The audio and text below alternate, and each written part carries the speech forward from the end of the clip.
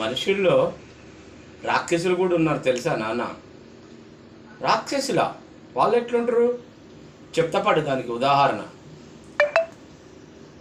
రామచంద్ర ప్రభు భార్యని సీతమ్మ తల్లిని లంకలోకి ఎత్తుకుపోయినప్పుడు యుద్ధం చేసిర్రు. ఎవరు? శ్రీరామచంద్ర ప్రభు, ఆంజనేయ స్వాములంతా కలిసి.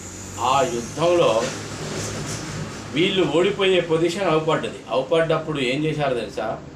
వీళ్ళంతా సమాలోచనలో పడ్డారు. శ్రీరామచంద్ర ప్రభువుని వేడుకున్నారు, అయ్యా మీరే భగవంతుడు, మీరు ఎట్లయినా చేసి మమ్మల్ని గెలిపియండి, ఆ రాక్షసులంతా చాలా కఠినంగా ఉన్నారు, బలవంతులు అని.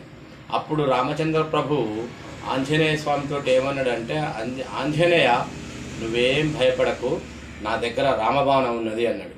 కానీ ఆ రామబాణం వేస్తే సృష్టికి విరుద్ధం, ఎంతమంది అందరూ చనిపోతారు అంటాడు.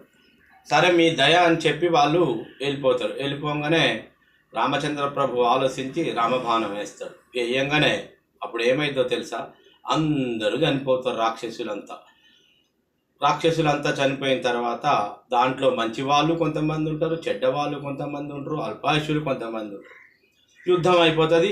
సీతమ్మ తల్లిని తీసుకొని వీళ్ళంతా బయలుదేరి లంక నుంచి వస్తుంటే, అయ్యా రామచంద్ర ప్రభు, మేమంతా మంచి వాళ్ళం, కొంతమంది ఉన్నాం రాక్షసులమైనా కూడా, మరి మీ రామబాణానికి కట్టుబడి మేము చనిపోయినాం కదా, మరి మా పరిస్థితి ఏంటంటే, ఒరే నాయనలారా, వచ్చేది కలియుగం, ఊరికి ఒక 4-5 పుట్టండి, మనుషుల్ని పీక్క తినండిరా, మీరు రాక్షసులుగానే ఉంటారు అని చెప్తాడు.